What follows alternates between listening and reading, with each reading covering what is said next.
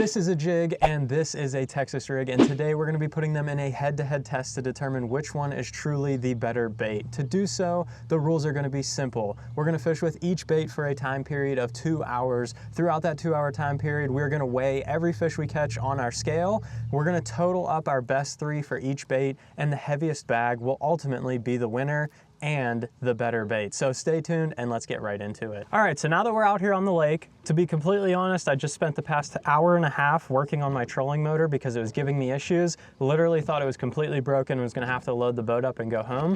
Miraculously, I just fixed it and it's working. So we're gonna count our blessings. We're gonna fish as long as we can and hopefully this works out. What I already had done, I tied a jig on. That's what we were gonna start with. We're gonna fish with each of these baits for 2 hours like we mentioned. We're gonna catch everything we can, weigh all of them. We'll call out our best 3. So what I have here, I got my scale all zeroed out. So we're 100% ready to go here. And then if you look on the scale, I have 1, 2, 3, 4, and then 5, 6, 7, 8. What I'm gonna do, 1, 2, and 3 will be for the jig since that's gonna go first. And then 5, 6, and 7 will be for the Texas rig since that's gonna go second. I'll total it up on the screen. I'm gonna have to do some calculator math to figure it out because this scale doesn't add them up top and bottom or anything like that, but we'll get it all figured out. We'll show you what the totals are. Basically, to keep this fair, we're gonna use everything identical. So I have a Cashin 7.3 medium heavy jig rod here with a Corrado MGO, 17-pound test fluorocarbon. We're gonna fish the same rod, same reel, same line for both baits. No saying that 14-pound test caught more fish than 17 or anything like that. I have a 3/8 ounce hybrid jig on here. That little guy right there, a little bluegill color, that's gonna be the only difference between the two baits here, because what I did is I put a 6 cents bongo on here as a trailer, and that's gonna be the same bait we're gonna use on the Texas rig in green pumpkin as well. So the same trailer is going to be on a Texas rig. The only difference is going to be basically the skirt. I went with the 3/8 ounce because we're fishing 2 to 4 foot of water, gonna be skipping around some docks and everything like that today. Let's put them to the test and see which one's truly the champion. We're gonna count our time here. I pray this works out and my trolling motor does not break again, but we're gonna take you along for the ride. So let's get up to my first spot here because we're out on this flat. I've been trying to fix stuff here. So let's troll over to our first spot so we're ready to fish. We'll throw 2 hours on the timer and we'll get to it. All right, we got 2 hours on the timer. Time starts now. Let's see what we can do. Throw back to my old tournament days when time's ticking against the clock. Make a bad cast immediately. But my strategy here is going to be skipping around some of these docks and seeing if there's any around this shade. It's a very hot and sunny day today here. The fish are spawning, but to keep it fair between both baits, we're not gonna be fishing for spawning fish. So if we see a bedding fish, we are gonna leave it alone unless we flip one. Sometimes they bed around these docks and stuff like that. If I flip my Texas rig up there and it eats it first dry or jig or whatever it is, that's fair game, but I'm not gonna sight fish one and pick out specifically bigger fish and smaller fish for certain baits to say one's better than the other. The bass right there, just cruising. No chance he eats this, but we'll see. Flip that, see if he bites it. Probably not. Nope. There's a lot of bass up here though. Just springtime, a lot of bass shallow, a lot of bass cruising around. Ideally, what I think is going to happen is a lot of these bigger females are going to be staged up and suspended underneath some of these docks. There is grass out here too, and I could fish this as a swim jig, but I don't think that's gonna be as effective right now. So we're gonna be doing a lot of skipping, a lot of pitching to the poles and stuff like that. I do wanna start trying to do more of this type of content on the channel, like baits versus baits, or even bring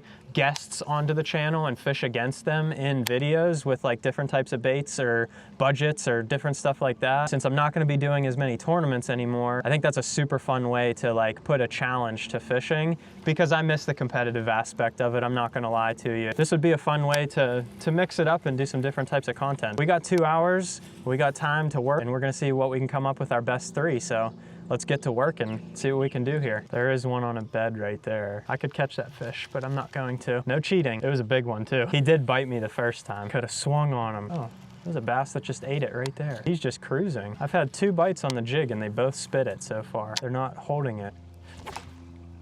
Ah, thought I had one. Oh, there's a big old bass right there. My gosh. There are some magnums up here today. Wow, that fish is huge. I will not lie, there is a lot of big fish up here right now. Some are on beds, some are literally just cruising around, but there are a lot of big fish up shallow. I've had 3 bite my bait and not get it, and I saw all 3 of them. One was on a bed, I left him alone. One was just cruising up shallow, but I couldn't get him to bite again. And then that one right there, I had to go get my bait, so I scared him. They're biting. It's just a matter of getting them to eat it. Honestly, the one thing I am thinking is since these fish are spawning, they genuinely might eat a Texas rig better just because it's less bait that they have to get in their mouth and move off their bed. So a lot of these fish probably are on bed and I'm hitting them before they see the boat. And because of that, they're picking the bait up and carrying it off their bed, but they're just grabbing the jig by the tail and not the whole bait.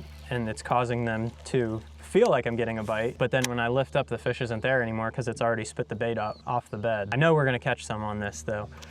Oh my gosh, that one smoked me. Well guys, we're struggling with the technology today. That GoPro is now toast, I'm pretty sure. We're still gonna record with it just in case it's just the screen that's broken, but it literally looks like multicolor. It's like pink, orange, and green on the screen, so I'm pretty sure that is broke. It keeps turning off. We're not letting anything hold us back today. We're making a video. I'm committed to it. We're gonna catch some fish, and we're gonna make a really good video for you guys. So we're still getting after it with the jig, and we're gonna see what we can come up with. All right, well, that was not the performance I expected from the jig off the bat. So we're gonna take a little bit of a risk here because deploying the trolling motor was what was giving me issues earlier. We're gonna pull that up and we're gonna make a move somewhere else because they don't seem to be in here like I thought they would be. So let's hope she still works when we get to our next spot, see if we can go from there.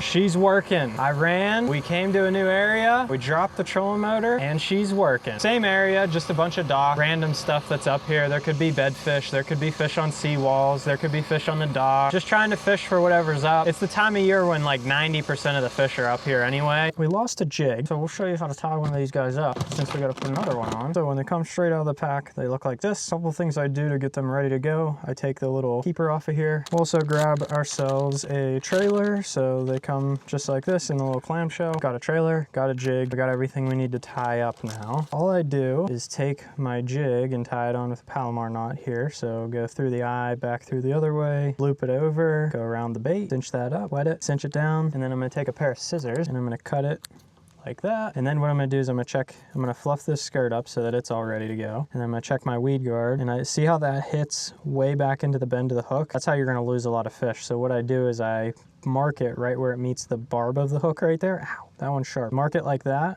And then I will take my scissors and trim that off. Now that I have that trimmed down, clears much easier. So when you get a bite, you can actually get a good hook in them. I will just take my bongo trailer, go right through the center, feed it down around the bend a little bit, pop it out. I've put numerous ones of these on, but always measure up to see where that needs to go. Put it up on the keeper, and we got ourselves a jig. So we're ready to get back in there. Only lost us a little bit of time. We still have an hour. Only halfway done, but we have 0. So not a great showing by the jig so far. Doesn't mean there's not time to turn it around. We've been getting some bites, just no commits. Well, we are now an hour and 15 minutes deep. He has 0 still.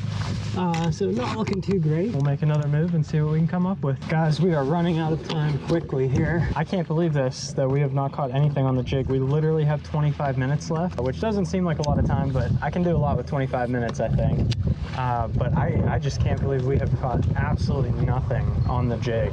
I haven't had a bite in a long time, and they're just not cooperating. See if we can at least get a couple on the scoreboard. Maybe we catch 2 big ones, and then the Texas rig just has to catch some bigger ones to catch up, or I don't know. A lot of people say jig catches bigger fish, which if I would have caught the one that bit earlier that I ended up seeing on the bed, that would have been a big fish.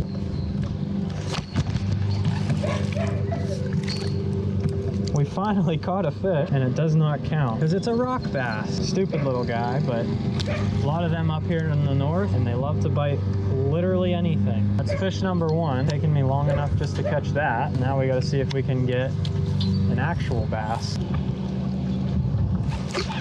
There we go. Finally. It's a, oh my gosh. It was a giant and she came off. I can't catch a break.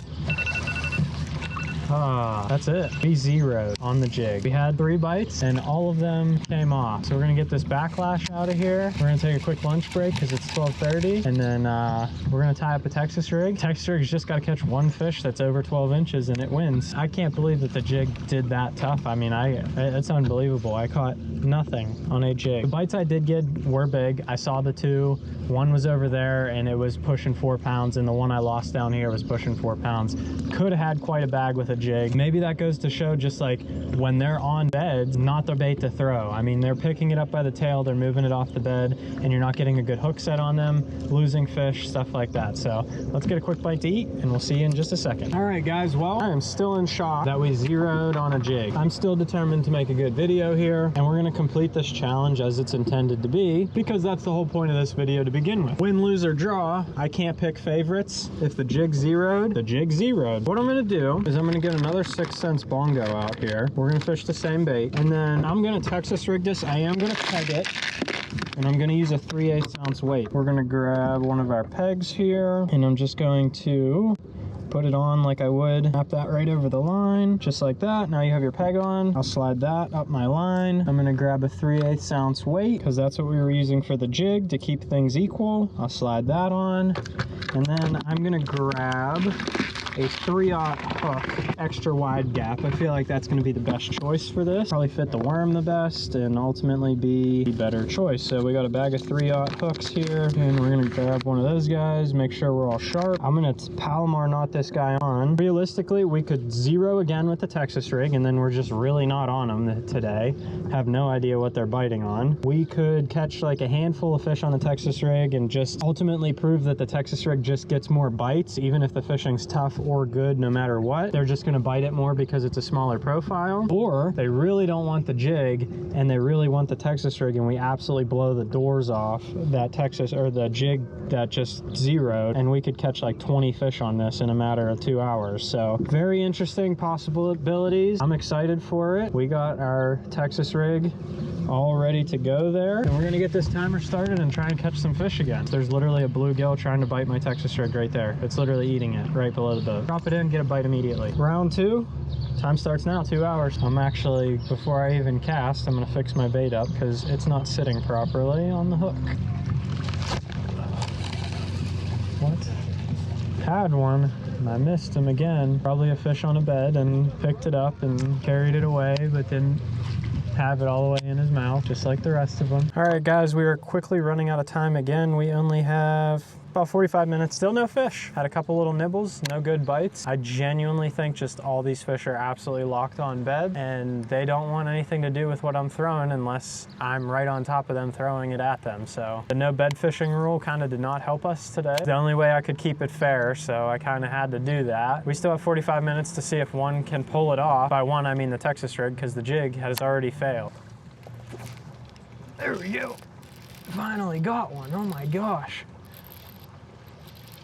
It's a big fish. It's a very big fish.